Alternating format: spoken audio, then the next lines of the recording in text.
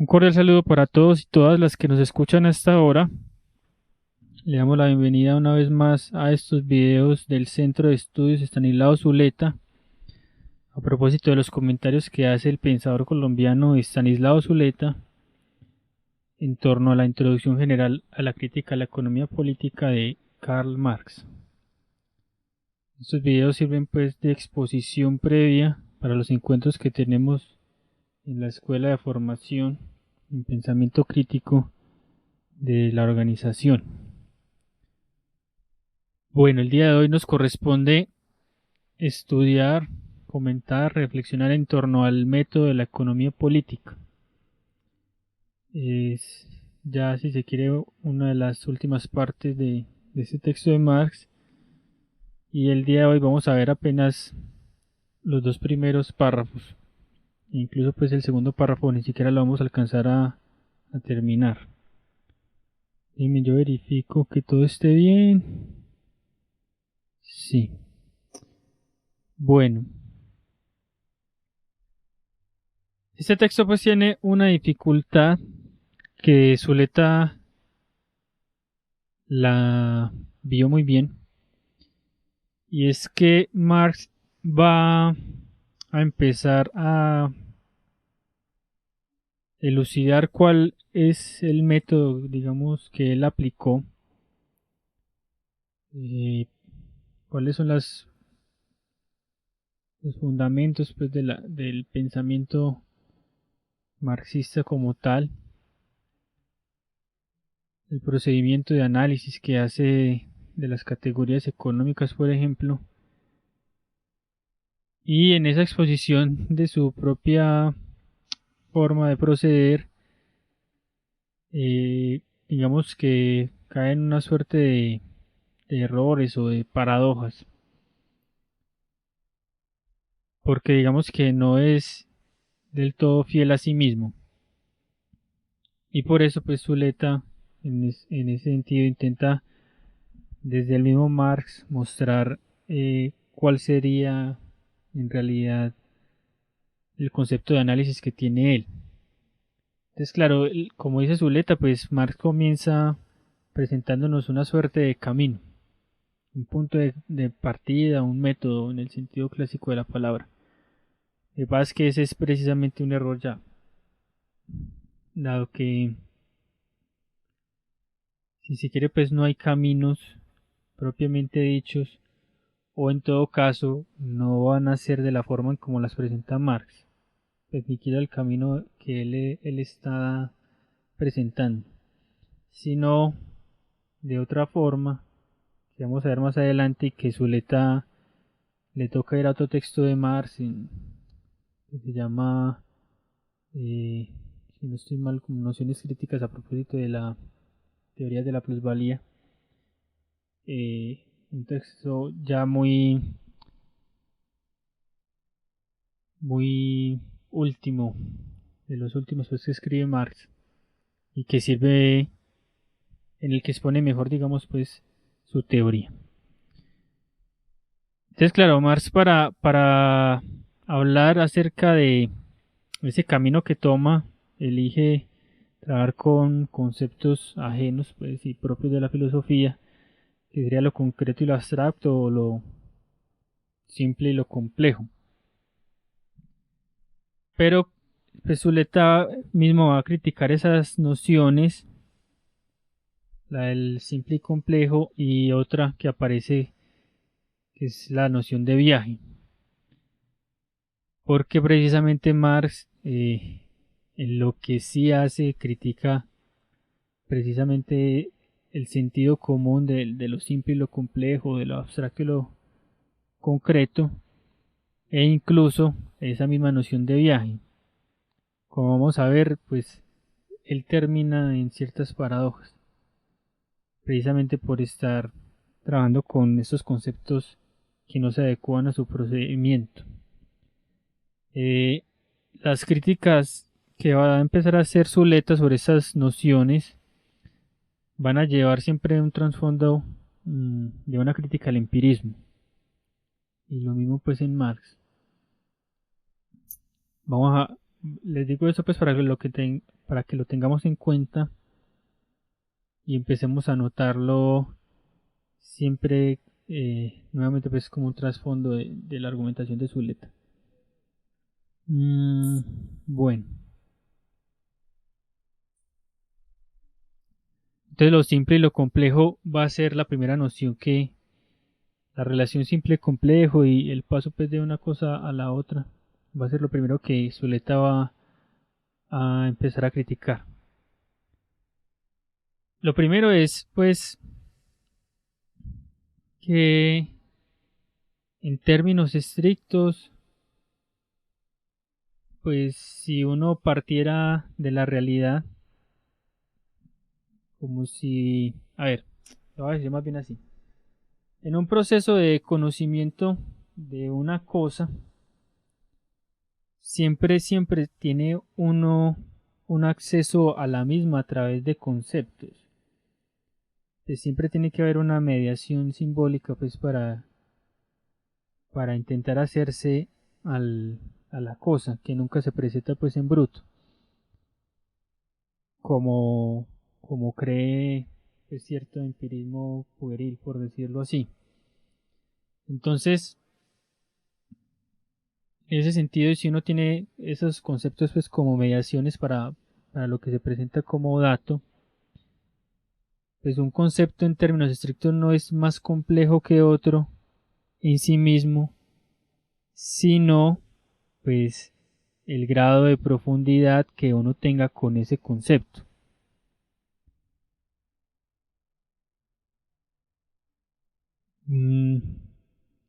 Por eso es que yo pongo pues esa nota al final, que es tomada de Zuleta. Entonces la complejidad o simplicidad no pertenecen a los objetos reales. Lo que habría es un grado más complejo del conocimiento con respecto al concepto que está asociado pues a un objeto real, pues a un fenómeno que se está intentando estudiar. Entonces en ese sentido pues si uno quisiera empezar de lo simple a lo complejo, pues nunca podría tener como guía para ello pues la realidad misma, porque los objetos reales, por decirlo así, pues no son en sí mismos complejos o simples. Es la elaboración conceptual de ellos lo que puede ser más complejo o más simple, en el sentido de ir más profundo pues en el concepto.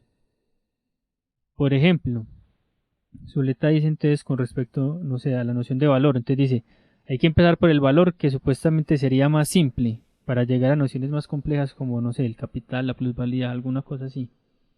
Pero él dice, lo que pasa es que el valor no es un dato, es un concepto. Luego, no depende tanto de que empeces por ahí o no, sino de que lo elabores bien. Y en todo caso, el valor como concepto puede ser tan profundo y complejo como el concepto pues de, no sé, de capital, de plusvalía, etcétera. Esa sería pues como una primera crítica a esas nociones. Luego viene otra que parte pues ya también una crítica que le hace Pascal a Descartes o a Descartes. Y es que pues, esa suerte de camino o método precisamente pues es cartesiano, que él tenía pues la idea de que hay que partir de lo simple para ir derivando nociones más complejas. Entonces en esa reducción que hace Descartes en la duda metódica, llega pues a la conclusión de que no puede dudar de que está dudando, de todo lo demás puede dudar de la percepción, puede dudar de los datos del pensamiento, eh, incluso pues él llega a dudar hasta de las matemáticas, inventándose un argumento filosófico único en la historia de la filosofía, pues que es un genio maligno. Pero bueno, el caso es que a lo último llega pues a la conclusión de que de lo único que no puede dudar es de que duda, y porque duda piensa y llega pues a una suerte de fundamento primero, y es que como porque piensa existe. Eh, y casi que eso se le vuelve pues una certeza primera que no puede deducir de nada más. Y sería precisamente como en ese orden de la reducción lo más simple que tiene el punto de apoyo para de ahí digamos construir certezas. El problema es que le dice pues Pascal es que precisamente el pienso luego existo es lo más complejo, porque digamos ahí falta por ejemplo toda está incluida esa noción de luego que sería pues muy difícil de explicar qué significaría y ese luego que implica pues por ejemplo todas las nociones eh, de relación causal y hasta temporal. Eh, falta la noción del pensamiento y existencia, pues todo eso que es tan complejo. Entonces, precisamente ahí lo más simple, en realidad lo más complejo, entonces en realidad no estás partiendo pues de lo simple. Y una cosa que dice Zuleta es que en realidad eso que parece simple eh, se puede, es complejo, pero como se considera evidente, puede parecer pues que no necesite demostración. Y la demostración estaría precisamente toda la complejidad del asunto. Entonces digamos que esa es otra crítica que hace Zuleta a esa relación simple-complejo. La otra noción que estamos criticando, como les dije, es la noción de viaje, que precisamente el viaje partiría pues de lo más simple supuestamente para llegar a lo complejo. Eh, pero viene una primera crítica pues, y es que pareciera que el itinerario de ese viaje estuviera ya trazado por la realidad misma. Nuevamente pues como si un método empírico pues dijera ya por dónde hay que empezar, pero en términos estrictos no hay ningún itinerario dado. ¿Por qué? Porque si de lo que se trata es de conceptualizar, los conceptos no están dados. Es decir, no, voy a empezar por ejemplo desde el valor, pero es que el valor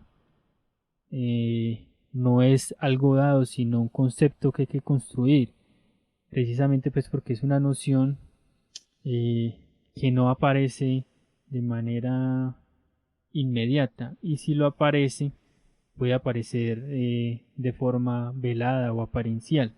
Entonces el camino supuesto que habría que seguir ya tendría un punto de arranque erróneo. Eh, yo les decía pues por ejemplo, no, entonces hay que empezar primero por la masa, que es lo más simple para llegar al concepto de fuerza o de aceleración, pues pensando por ejemplo en la segunda ley de Newton, pero es que la masa no es algo dado.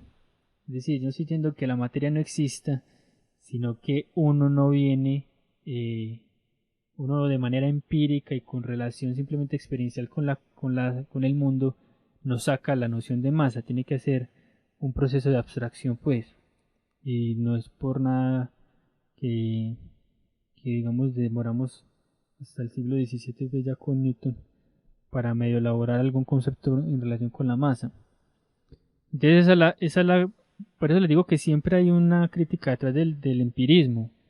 No hay una relación primera, transparente eh, y real, por ejemplo, pues con la realidad, por decirlo ahí.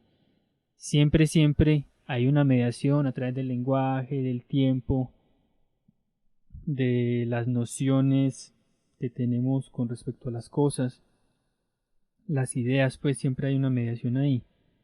Luego lo que nos estamos encontrando no es el objeto en bruto pues por la experiencia, sino incluso ya es una elaboración. En todo caso pues es el problema con el viaje, el itinerario no está dado. Y también hay otra noción pues con el viaje, es que se puede creer que la etapa por la que uno comenzó no tiene que volver. Esas son cosas que se superan y el pensamiento no se iría de menos a más, y por donde arranca, por ahí nunca hay que volver.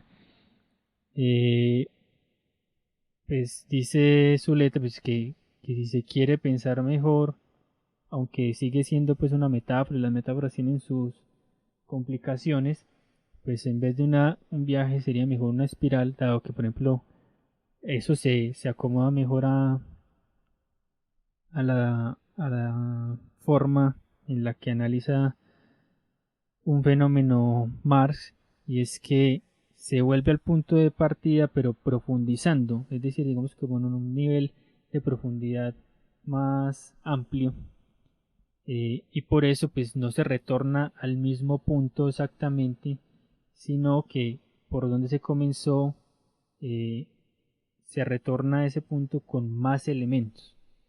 Eso lo puede pues uno notar cuando lee a Marx en el desarrollo que hace por ejemplo el Capital o algo parecido hace el mismo Heidegger cuando plantea por ejemplo primero las nociones no, los existenciarios pues que sería lo que compone cualquier existencia humana de manera digamos muy general y siempre guiado pues por la pregunta, por el sentido del ser, que es lo que está indagando él, y luego repite este análisis de esos existenciarios que ya desarrolló, pero sobre la base del tiempo.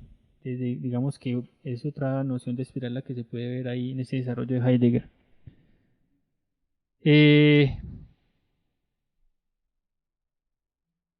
entonces, esta noción de espiral le sirve pues a Zuleta para criticar ese paso de lo simple a lo complejo, y es que si se quiere pensar de lo simple a lo complejo, entonces no se puede pensar como que se va de un objeto simple que se abandona a algo más complejo, sino que lo que se va complejizando es el concepto mismo, no el objeto real, porque el objeto real no se puede complejizar, las cosas son y ya.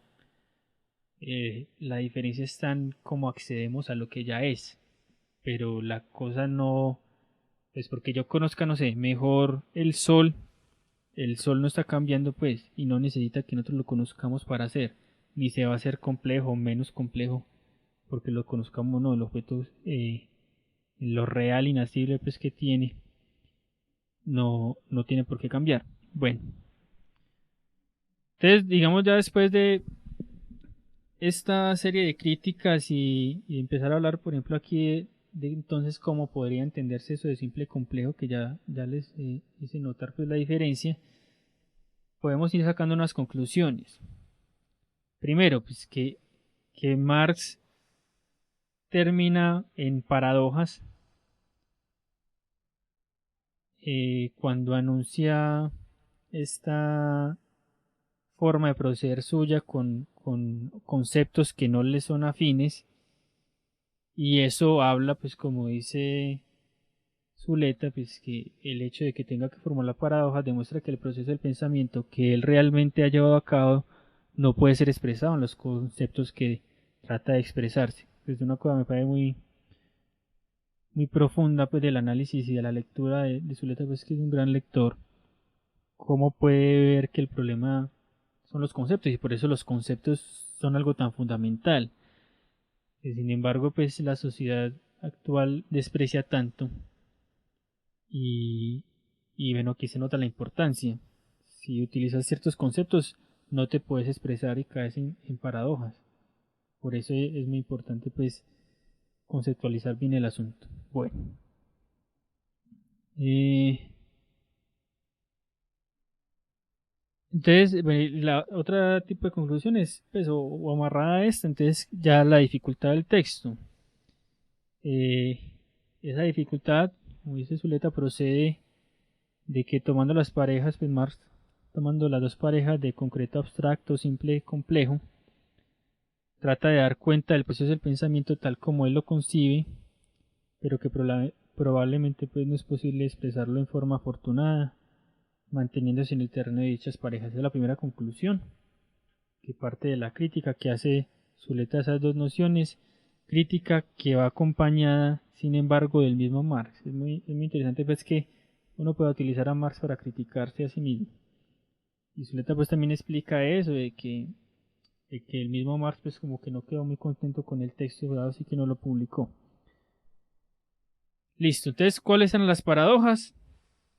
La primera la voy a leer de la siguiente manera. Esto es de Marx. Dice, parece justo comenzar por lo real y lo concreto, por el supuesto efectivo. Ese supuesto efectivo, pues digamos, es el dato de la supuesta del empirismo. Entonces, no sé, hay que empezar por la población, que es el dato que se tiene, que sería pues el dato real, por decirlo así. Uno sabe cuál es la población y eso es innegable. En términos, no sé, de su composición numérica, incluso pues de género o algún de edades, etcétera. Dice por la población que es la base y el sujeto del acto social de la producción en su conjunto. Sin embargo, si se examina con mayor atención, este punto se revela como falso. La población es una abstracción, pues va a decir. Cuando dice abstracción es que se va a presentar simplemente como un conjunto disímil si yo no le introduzco a eso, que sería pues como lo más simple, no lo complejizo, en el sentido de, por ejemplo, ponerle la noción de la división social del trabajo y luego la clase, bueno, etcétera. Entonces, por eso la pregunta sería, entonces, ¿debe irse de lo abstracto a lo concreto o de lo concreto a lo abstracto? Porque aquí estamos supuestamente partiendo de lo concreto y eso se nos volvió abstracto. Entonces, ahí está la primera paradoja de Marx. Entonces, eso dice Zuleta. Por ejemplo, que debe irse de lo abstracto a lo concreto es una paradoja. Pues porque aquí ya estaba lo abstracto y él va a empezar a concretizar el asunto. Porque ya él voltea pues el asunto porque ya se le reveló como falso. ¿Por qué es una paradoja? Pues porque en el sentido clásico lo concreto es el punto de partida. Entonces, bueno, ya pasó pues como la primera paradoja. Y la segunda paradoja es que pues si se trata de un viaje, entonces es un viaje que retorna al principio, pero ese principio ya no lo es porque es un principio que ya está enriquecido. Entonces digamos que esa noción de viaje ya queda como muy...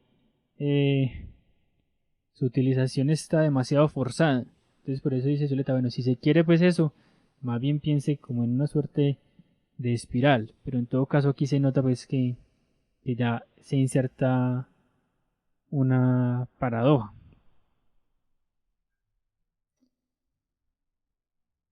Un momentico.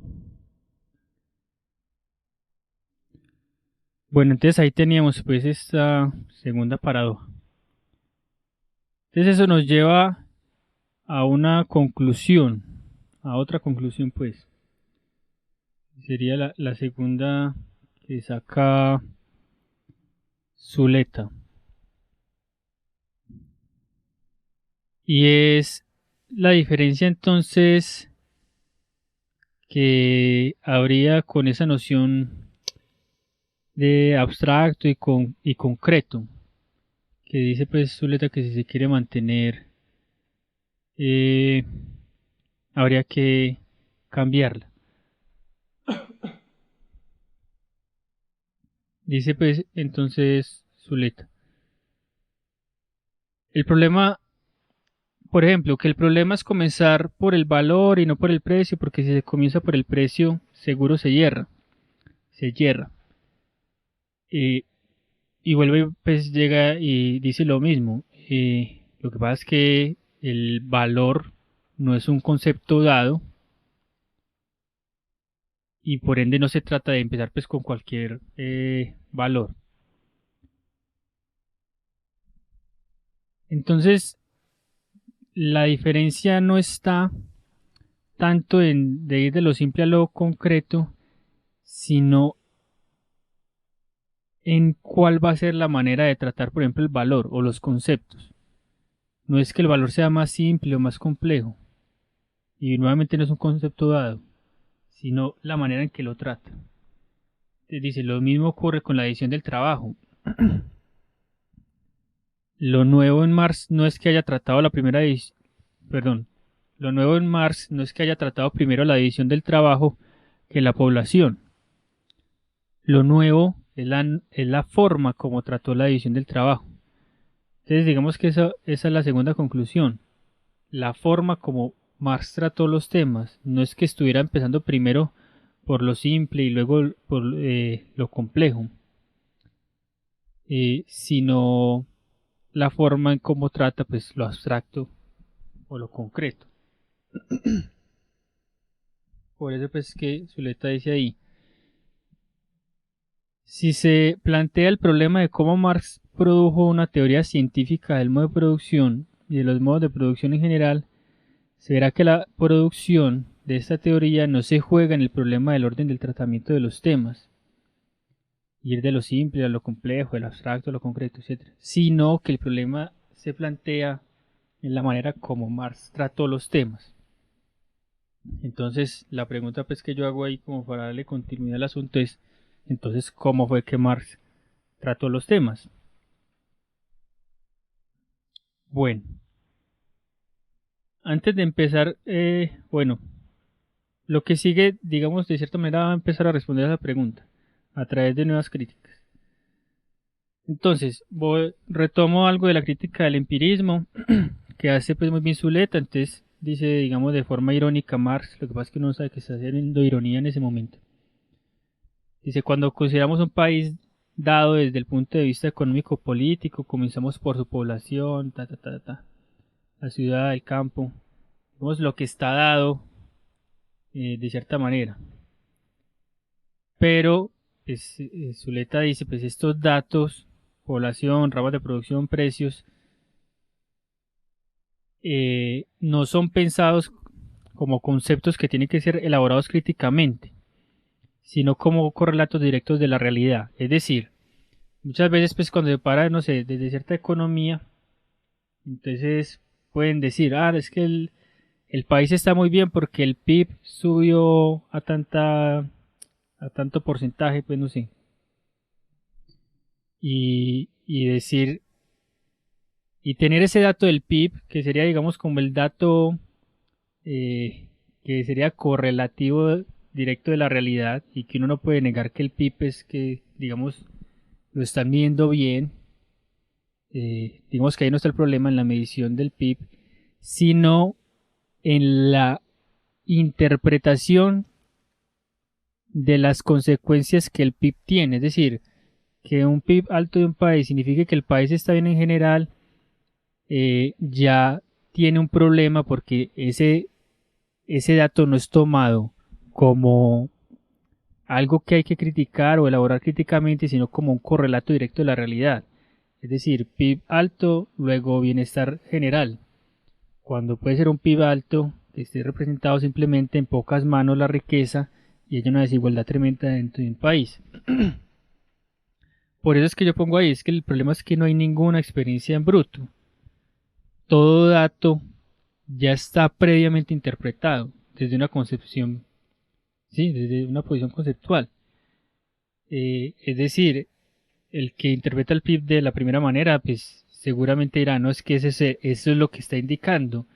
Uno sabe que detrás de esa indicación supuestamente objetiva, directa de la realidad, hay toda una noción de lo que es la sociedad, la riqueza, la distribución de la misma, etcétera. Porque, por ejemplo, si eso lo viera un marxista, pues diría, bueno, eso no me es suficiente para saber cómo está la sociedad. Yo la puedo medir, por ejemplo, en las tasas de desempleo, en la capacidad de adquisición, el nivel de no sé, del salario mínimo, en los derechos sociales, en la distribución de la riqueza, bueno, en un montón de otras cosas que le ayudarían más que el simple dato del PIB. Y esos otros que está diciendo hay que interpretarlos pues nuevamente. Eso pasa mucho y ha pasado pues en esta pandemia. Y no sé, por ejemplo, se da un dato. Resulta que es que en Colombia lo están muriendo, la mayoría de la gente que está muriendo está entre los 20 y los 50 años. Luego en Colombia no se da el mismo caso que en los demás países, en donde por el coronavirus se morían más que todos los viejos. Y entonces se quedan con ese dato y pueden, no sé, buscar alguna razón genética o algo así, Cuando pues otra persona podría decir, lo que pasa es que esa es la gente que sale a trabajar y la que no se puede quedar en la casa porque no es ni estudiante ni es jubilada. Luego está en la edad de laborar y esa es la gente pues que le tocó salir. Entonces miren nuevamente que un dato que supuestamente señala una realidad depende de pues cómo sea nuevamente tratado. Por eso es que yo pongo ahí pues que la experiencia no enseña. Cuando digo que la experiencia no enseña es porque nunca hay experiencia en bruto, sino que ya está pues siempre previamente interpretado por unas nociones, no sé, de ideas, de ideales, que hacen que la experiencia aparezca con un matiz, que siempre es así. Bueno, entonces pues aquí hay otra crítica al empirismo, por ejemplo, con respecto a la percepción. Entonces también la percepción sería un dato en bruto, pero la percepción puede olvidar todo lo que a ella permite que perciba, todo lo que a ella le permite pues funcionar como percepción. Entonces si el dato viniera meramente del mirar, entonces, y viniera en bruto, una cosa que esté más lejos de la otra, en realidad parecería como más pequeña. Es porque asociada a ese acto de mirar en bruto, a esa supuesta experiencia, ya hay una interpretación de lo mismo y entonces lo que aparece más pequeño que lo otro en realidad está más lejos y se interpreta como lejos porque se le adiciona pues a esa percepción pues el sentido de la distancia. Entonces Zuleta pues dice que eso, si se quiere pues tiene una fuerte crítica en Descartes pues a esa posición del empirismo, porque para Descartes la afirmación no es lo sé porque lo vi, como diría pues el empirismo a partir de la percepción, sino que él diría lo sabe porque lo piensa, porque interpretó lo que vio. Entonces no es que sepas que algo está más lejos que lo otro porque lo viste simplemente, sino porque interpretaste lo que viste. Porque nuevamente, eso en bruto, eh, digamos como mera luz que podría percibirse, no tendría como saber que una cosa está más lejos que la otra, sino que aparece simplemente como una cosa más pequeña que la otra, pues. O sea, faltaría pues la noción de profundidad, etcétera. Bueno. Vamos a ver qué más dice por aquí. Bueno, vamos a seguir entonces con la crítica. Entonces, Zuleta, pues cuando sigue indagando por la exposición de Marx, dice pues que en realidad en el desarrollo mismo que hace Marx no se va tanto de lo simple a lo complejo como de lo abstracto a lo simple. Lo que pasa es que aquí abstracto se tendría que entender es como lo que se presenta en un momento como simple apariencia, donación de la experiencia pues mediante las nociones básicas que uno tiene, entonces aparece desarticulado, no sé, como el concepto de población, que en un principio aparece pues como un concepto general y vago, por eso la noción de abstracto se tiene que entender así en ese momento.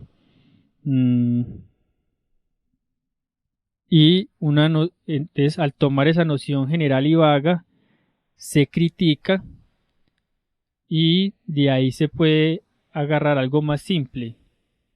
Por eso dice, pero si procediera a través de un análisis cada vez más preciso, lograría conceptos cada vez más simples. Esta frase parece indicar que por el camino del análisis de la crítica se alcanza un concepto más riguroso y no uno más simple. Entonces dice Zuleta, bueno, entonces va a entender simple no como algo sencillo, sino más riguroso. Y que en realidad uno en principio arranca con nociones pues muy generales y vagas. Para cambiar de lo simple a lo complejo, si quiere algún paso, sería este el que da Marx. De lo abstracto a lo más riguroso. De lo vago, general, a lo más riguroso. Bueno. Como les digo, estamos intentando ver pues cómo trató Marx los temas. Entonces ya les mostré, por ejemplo, una crítica al empirismo. decir, criticar las nociones con las que se arrancan, no tomarlas como dadas, sino elaborarlas críticamente. Entonces, digamos, ¿cómo tratamos los temas? Pues críticamente. Y también cómo los trata, pues sabiendo que en esa crítica puede llegar a cosas más rigurosas.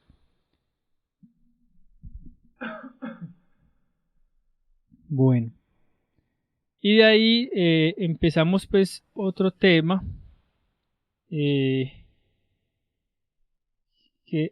proviene pues de una afirmación de Marx, y es que ese camino que ahorita habíamos dicho, digamos, es el que realiza la economía clásica. Entonces Soleta dice, pero eso hay que comentarlo pues para que no quede así como tan en el aire. Es decir, los economistas del siglo XVII, por ejemplo, eh, comienzan siempre por el todo viviente, la población, la nación, el Estado, es decir, por lo abstracto, es decir, por lo general y vago. Pero terminan siempre por descubrir mediante el análisis, o sea, el análisis sería hacer pues como una crítica rigurosa para llegar a cosas más elaboradas. Dice, pero terminan siempre por descubrir mediante el análisis un cierto número de relaciones generales abstractas determinantes. Lo que pasa es que aquí ya la noción abstracta está utilizada de otra manera. Eso también lo capta pues muy bien Zuleta y muestra que Marx utiliza abstracto de dos formas. Como lo que implica pues una separación, una noción más formal del asunto, y lo que implica lo general y lo vago. El problema pues también con Marx. Entonces, a nociones generales más abstractas como división del trabajo, el dinero, el valor. Una vez que estos momentos fueron más o menos fijados y abstraídos, comienzan a surgir los sistemas económicos, que se elevaron de lo simple hasta el Estado, etc. Este último es manifiestamente el método científico correcto. Entonces, pues Zuleta prefiere exponer la relación que tiene Marx con la economía clásica y vulgar a partir de un texto que tiene, como les decía, pues Marx al final de su vida, y en el que expone mejor esa relación. Entonces, empieza exponiendo cuáles son los aciertos de la economía clásica. Pues, déme un momentico, yo confirmo una cosa. ¿Aló, aló? Sí. Comienza exponiendo los aciertos. Pues el primer acierto es hallar la unidad interna de lo diverso aparente, digo yo, pues. Es decir, se pueden presentar un montón de fenómenos yuxtapuestos, formas económicas, eh, que digamos uno no encuentra relación entre ellas, y lo que hizo la economía fue encontrar esa relación interna de interdependencia, pues dice Zuleta. Entonces las diferentes formas en las que se presenta la riqueza la reducen, en este caso pues, a una relación necesaria entre ellas a través, por ejemplo, de la categoría de la ganancia. Ese es el primer acierto. El segundo, pues, está en relación con ello. Entonces es que, si se quiere, se da un paso a la desfetichización, es una palabra que me inventé ahí, de la apariencia formal de todas esas, de lo que en realidad es una unidad. ¿Por qué? Porque esas formas, cuando no encuentran una unidad interna, se pueden estar explicando a sí mismas. Entonces la renta, como no tiene de la razón que la explica detrás de ella, que es pues, un concepto de ganancia que ellos lograron formular para poner ahí, por ejemplo, también lo que salía como utilidad de las fábricas. Si no se tiene eso detrás, la cosa se explica a sí misma. Entonces, por ejemplo, la renta de la tierra provendría de la tierra y la utilidad de las fábricas provendría de las fábricas. Habría pues un efecto de fetichización, porque lo que serían relaciones sociales que explican en ese caso esas formas de la ganancia, que más vamos a ver que es en realidad formas de la plusvalía, provienen no de las cosas materiales como tal, las fábricas, las máquinas, etcétera, o la tierra, sino efecto pues de una relación social de producción. Bueno, lo mismo pues hacen con el interés, ya no lo asocian pues a una persona, nuevamente pues como no es la materialidad, sino que hay una relación. Pasa que yo pues no la agarran del todo, pero por lo menos unifican eso en algo diferente a la persona y lo llaman ganancia. Lo que pasa es que a ellos les falta explicar bien de dónde proviene la ganancia y por qué tiene, digamos, esa forma. Ya después vamos a ver. Entonces, en todo caso, en síntesis, el primer movimiento de la economía clásica es el análisis de la unidad allí donde se ve a primera vista una diferencia. Por ejemplo, pues eso es siempre lo que logra la ciencia con, no sé, la segunda ley de Newton, donde a través de una sola ley se explican pues infinidad de fenómenos que aparentemente no tienen nada que ver una cosa con la otra. No sé, la caída vertical de un cuerpo, la caída parabólica, un cuerpo estático, empujar un cuerpo, bueno, todas las cosas pues que hay a partir de esa fórmula tan bella, que es toda una síntesis de lo diverso. Entonces ya tenemos los aciertos de la economía clásica, vamos a las fallas. A ver, es que estoy eligiendo si empiezo por esto o por acá. Creo que es mejor por acá. Hagámoslo aquí. Deme un momentico. Bueno, entonces vamos a empezar con las fallas por acá. Dentro de estas fallas que plantea Marx ya se va también ahí respondiendo esta pregunta. Ahora no la olviden porque va a ser pues como lo que voy a intentar tener siempre como hilo conductor. Entonces, cómo Marx trató los temas, porque la conclusión fue que la diferencia no está de ir de lo simple a lo complejo, etcétera, sino la forma en el tratamiento, ¿sí o qué? Entonces ponen los aciertos, las fallas, listo. Entonces, ese texto es de Rancière, filósofo francés de la generación de Althusser, bueno, y amigo íntimo de Althusser, y hasta discípulo, podría decir un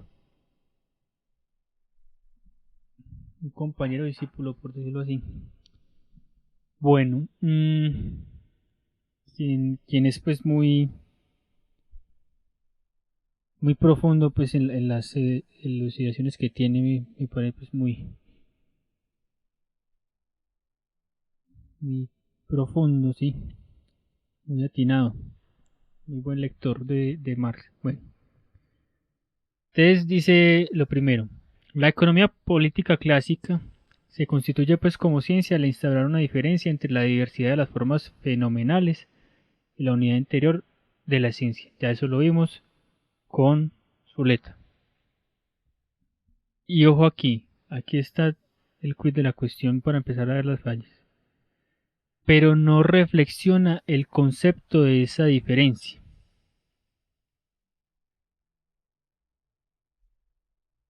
Y ese concepto pues que sería nuevamente que hay una unidad interior.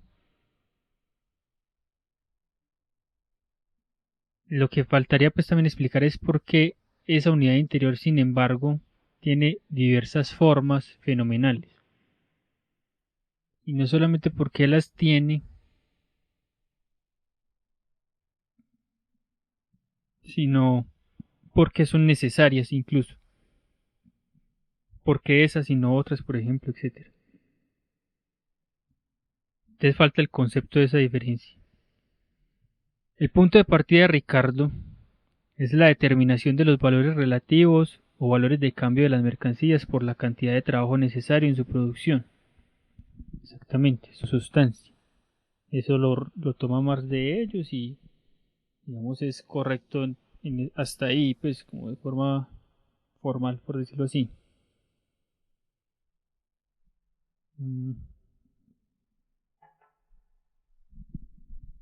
Es por eso que ellas son valor. Difieren en tamaño según contengan más o menos esa sustancia. Listo. Ricardo determina dos cosas. La sustancia del valor, que es el trabajo, y la amplitud del valor, que es la medida por el tiempo del trabajo. Eso está pues al principio del capital. digamos que es una noción básica. Es decir, él encuentra que eso que se presenta como valor en las mercancías en realidad es una forma que tiene una sustancia a su haber.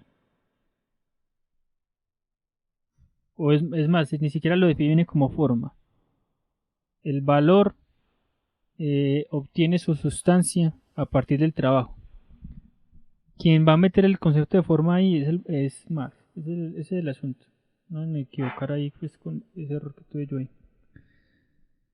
Entonces, claro, olvida un tercer término, que es lo que le estoy diciendo. Ricardo no se ocupa ni de la forma, determinación particular del trabajo que crea el valor de cambio o se representa en valor de cambio. Está mejor dicho esa segunda forma. Ni del carácter de este trabajo. Es decir, una cosa es decir que el trabajo es la sustancia del valor y otra es decir qué tipo de trabajo, qué concreción del trabajo, qué determinación de ese trabajo es el que es sustancia del valor. Porque es que no cualquier trabajo es sustancia del valor. No sé, yo estoy aquí haciendo por ejemplo este video y eso me está implicando un montón de trabajo. Y eso tiene un valor pues en términos, no sé, formativos, etcétera, pero no en términos comerciales. ¿Por qué no? No pues que el trabajo es la sustancia, pues entonces no es cualquier trabajo, es una falta el término, la forma.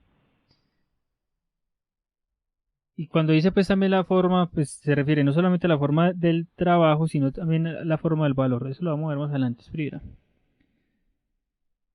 En el análisis del valor, que es el punto de partida científico de Ricardo, hay pues un término ausente, que es la sustancia del valor y la medida del valor ahora están determinadas. Queda analizar la forma del valor. Porque en realidad Marx comienza por la forma del valor. Ya vamos a ir a eso. Y de ahí es que encuentra que se necesita entonces un tipo de trabajo, una forma de trabajo. Esa es la primera falla, listo. Que se ve la unidad dentro de la diferencia de formas, pero no se reflexiona el concepto de esta diferencia. Es decir, no se ve por qué algo sustancial necesita una forma, por qué aparece de diferentes formas y por qué esas y no otras, etc. Sino que se contenta pues con encontrar esa unidad. Voy a leerlo ya con su letra. Marx empieza a criticar las fallas y contradicciones de la economía clásica. Aquí se refiere al caso de Ricardo, que habiendo descubierto la teoría del valor, considera todas las formas reales como apariencias. Cuando dice formas reales es bajo las que se presenta, es decir, el precio, incluso pues no sé, las formas del salario, etcétera. Pero bueno, dejémoslo hasta ahí, es el precio. El precio, las diferentes formas de la ganancia, etcétera, las considero como formas del valor. Y todas las formas de manifestarse las considero como apariencias.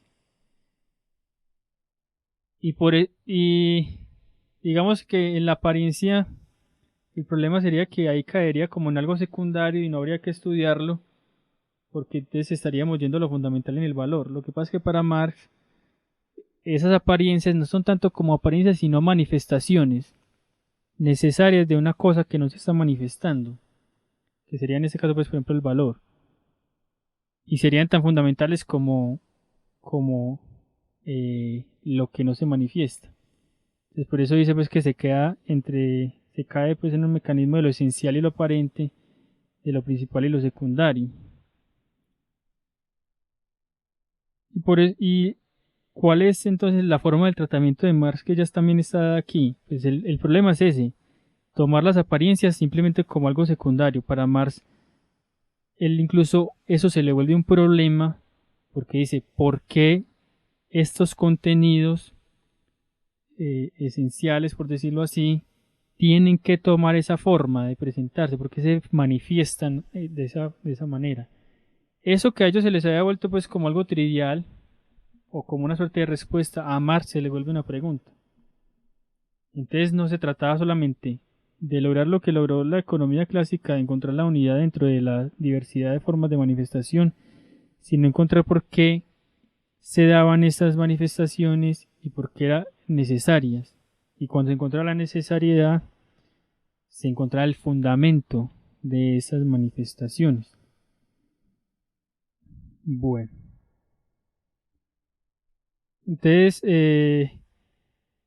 Zuleta pues define como esa dialéctica específica de Marx, que sería el ir y venir de la apariencia a los fundamentos y luego volver a mostrar los fundamentos de la apariencia y su necesidad. Bueno, una fórmula muy bella. Esa es una de las formas de lo que podría llamarse la dialéctica de Marx. Bueno. Aquí vuelve y la explica, pues es la necesidad de pasar de una observación empírica del mundo capitalista mediante el análisis crítico de las formas fundamentales, mediante el análisis crítico a las formas fundamentales. Es pasar de la observación empírica a las formas fundamentales, por ejemplo la forma de valor, la forma capital, etc. Y luego hacer el análisis de la génesis de esas formas de aparición, utilidad, precio, etc. Es decir, por qué es lo que genera que aparezca necesariamente, no sé, el salario, la utilidad, el precio, y no la plusvalía en bruto o el valor en bruto, demostrando la necesidad de que, por ejemplo, la forma de valor se transforme progresivamente en precio. Es decir, él no solamente se contenta en mostrar, por ejemplo, incluso yendo más allá del valor, yendo al contenido del valor, por ejemplo, como la forma valor que es el contenido, que como contenido tiene al trabajo, él solamente no se contenta con eso, que eso fue con lo que se contentó la economía política, sino que le dice a la economía política, ustedes no dicen por qué ese contenido toma esa forma, por qué el trabajo socialmente necesario implicado en la producción de una mercancía, pues de un objeto útil mejor, se transforma o reviste la forma valor de esa mercancía. Porque es interesante él cómo nota eso. Hay dos mercancías que se están igualando.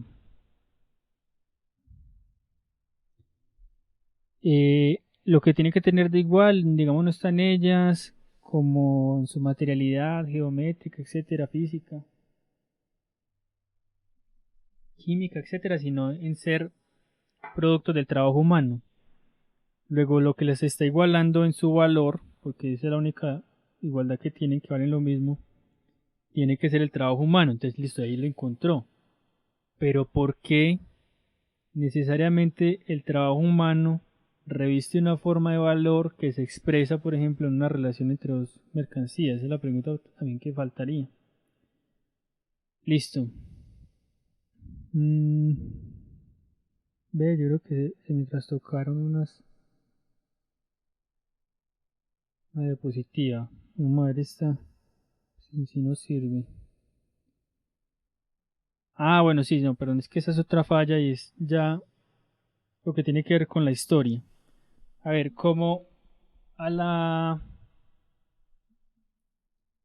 economía clásica entonces no le interesa saber cómo se forman las apariencias, pues, o cuál es el fundamento de las mismas. También tiene la tendencia a creer que lo que encuentran no es una producción social, histórica, sino que es algo eterno.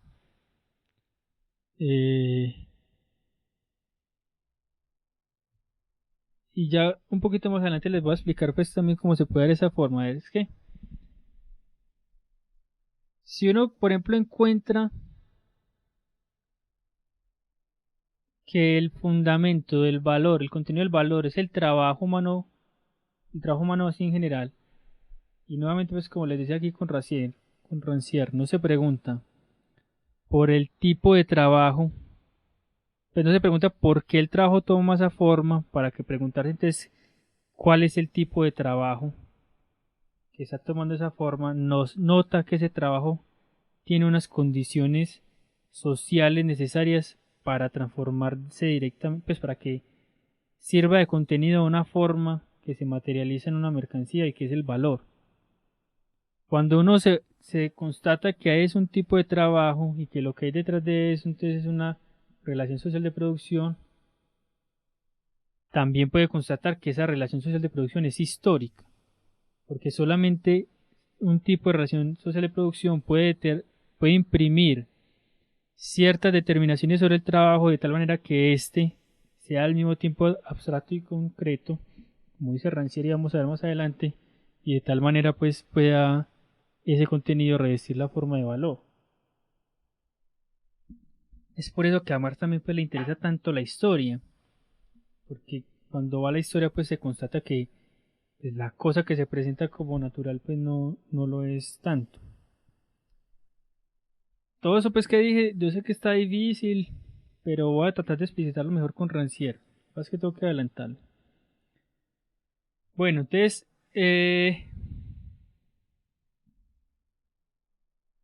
un momentico aquí.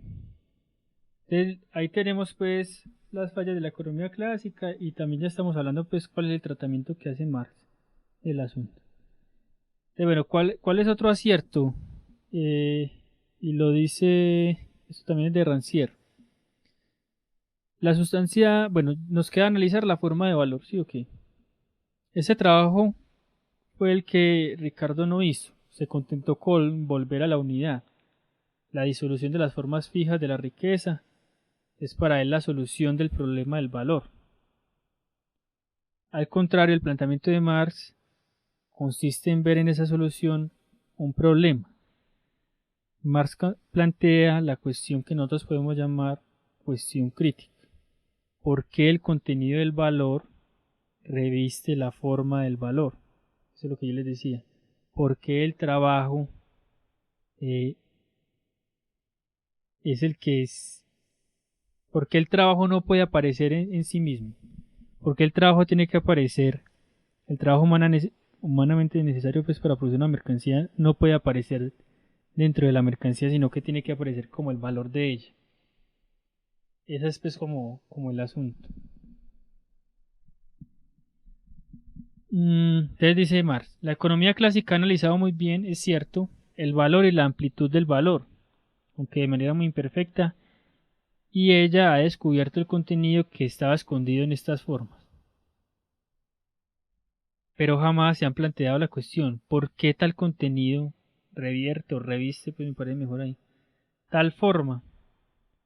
¿Por qué el trabajo se representa en el valor, en la medida del trabajo por su duración, en la amplitud del valor de los productos? Eso es una pregunta muy importante, que parece una trivialidad, pero si uno va a la trivialidad y se pregunta realmente es ¿por qué yo no veo trabajo humano? Pues que uno nota pues que ya es como imposible, pero siento le asigno un valor. ¿Y por qué termina siendo el valor lo que eh, termina como jugando en las relaciones cuando lo que está detrás es el trabajo? ¿Y por qué el trabajo tiene que revestir nuevamente esa forma? ¿Sí o qué? Entonces ahí ya hay un problema de la forma. La cuestión crítica es la problematización de la relación contenido-forma. Para Ricardo, el valor es trabajo. Ese es el problema, el valor ya es trabajo. Para Marx no es así. Para Marx es que el trabajo se representa en el valor, porque no es lo mismo. El trabajo eh, materializado puede ser una mercancía, digamos, se ejecutó de cierta manera y es social, etcétera, es una sustancia fantasmagórica, pero ella en sí misma no puede representarse y mostrarse pues en sí misma. Luego necesita pues ese valor que no es el trabajo, sino el representante del trabajo como tal. Mm, Esto es de Marx, pues otra vez que es muy bello. Ah, no, pero es que es lo mismo que decía pues ahorita. La pregunta es esa, pero no se le ocurrió preguntarse siquiera por qué este contenido reviste aquella forma, es decir, por qué el trabajo toma cuerpo en el valor y por qué la medida del trabajo según el tiempo de su duración se traduce en la magnitud del valor del producto del trabajo. Que pasa que como son traducciones diferentes, no me percaté que era la misma parte. Porque esto es directamente de Marx, esto es de Rancière, para que vayan ubicando, esto es de Marx, pues, del Capital. Eh, bueno, voy a ir a Rancière para terminar de explicarles esto, para no demorarme mucho más. Entonces, ¿cuál es el asunto? Hay que ir a la forma del valor. ¿Por qué? Porque el valor se presenta formalmente, también él.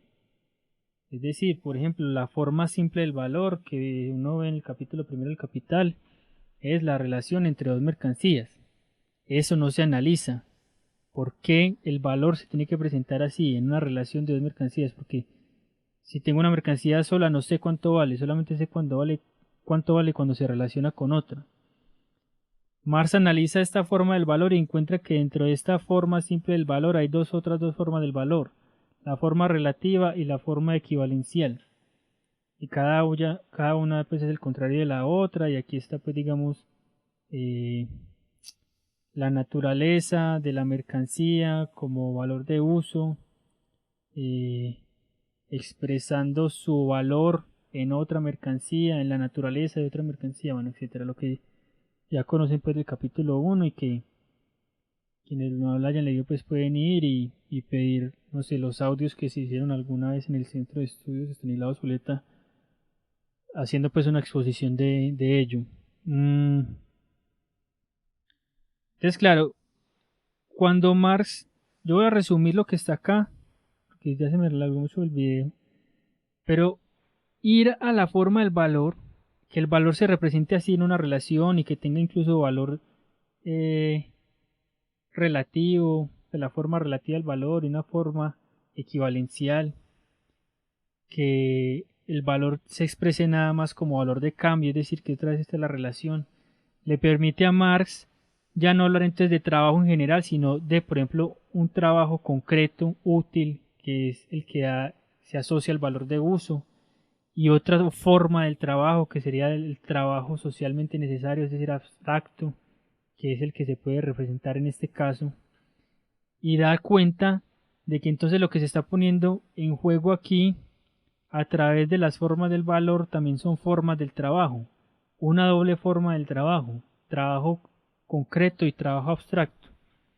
Es decir, es las formas del valor lo que lo llevan a las formas del trabajo y entender que si lo que se está haciendo expresión aquí son dos formas del trabajo, ellas, para que puedan hacer expresión en una mercancía, tienen que imprimirse en esa forma, en esas determinaciones, bajo unas relaciones sociales de producción. Por eso es que dice Rancière que lo que está detrás de esta relación entre las mercancías son dos formas del trabajo que pueden imprimirse en una identidad de trabajo útil, en tanto creador de valores de uso y del trabajo creador de valores de cambio como trabajo abstracto. Esa identidad entre esas dos cosas solamente se puede dar eh, bajo unas relaciones sociales de producción específicas, capitalistas, que pues uno puede empezar a ver que es la producción de productores independientes y privados los unos de los otros, que sin embargo se tienen que relacionar mediante el mercado, o sea, es decir, mediante sus mercancías, y su trabajo sigue siendo social. Bueno, todo lo que está en el capítulo de fetichismo, que también se lo recuerdo. Aquí estoy haciendo un resumen así salvaje, porque me interesa es mostrar la importancia, lo que hace Marx con lo de la forma. Entonces, nuevamente, él no se queda como, bueno, entonces el valor también es una manifestación del trabajo social. Y diría eso, pues sí, se quedaría contento. Sin embargo, pues eso no es lo que dice Ricardo, porque él dijo que el trabajo es el valor. Marx sabe que hay una representación, pero entonces se pregunta, ¿por qué se tiene que representar en el valor? ¿Y cuál es la forma antes del valor? Antes se da cuenta que la forma del valor también necesita esta representación, pero esta representación está poniendo en juego entonces trabajos, formas del trabajo. Entonces tiene que haber algo que imprima las mercancías, esa doble identidad del trabajo entre concreto y abstracto. Pero eso se da en ciertas relaciones sociales de producción, que son las que logran eso. Luego, lo que está detrás como causalidad de esta relación aparente, que es simplemente la expresión de algo más, está ausente de la misma, porque aquí uno no ve las relaciones sociales de producción, sino que ve relaciones sociales entre cosas. Pero bueno, es el producto del fetichismo que Marx también no se contenta con decir el fetichismo es un error, sino que muestra por qué el fetichismo es una forma necesaria de expresión de las relaciones sociales de producción. Bueno, yo creo que por ahí podemos dejar. Eh, Ese sería el acierto de Marx y esas serían las formas, pues, entre todo lo que acaba de decir de responder esa pregunta que ya me perdió, de que si la diferencia, pues, fundamental de Marx es cómo trata las, los temas, pues, la pregunta es cómo es que las trata, pues. Es decir, no decirlo solamente como afirmación, sino ponerlo en pregunta para responder. Bueno, muchas gracias, espero que haya quedado claro. De todas maneras, el sábado nos vemos. Yo sé que esto es difícil. Yo lo que pude decir lo dije pues porque he trabajado varias veces el capítulo 1, que es muy importante, y es donde se juega todo esto pues que está diciendo Rancière acá. Así que si tienen dudas pues y tienen interés, pueden ir a ese primer capítulo y no sé, quienes estén viendo este video a través de internet y que no hagan parte propiamente de la organización y quieran saber, pues nosotros les podemos pasar los audios en los que yo, por ejemplo, pues hice una exposición muy detenida de ese primer capítulo. Bueno, muchas gracias.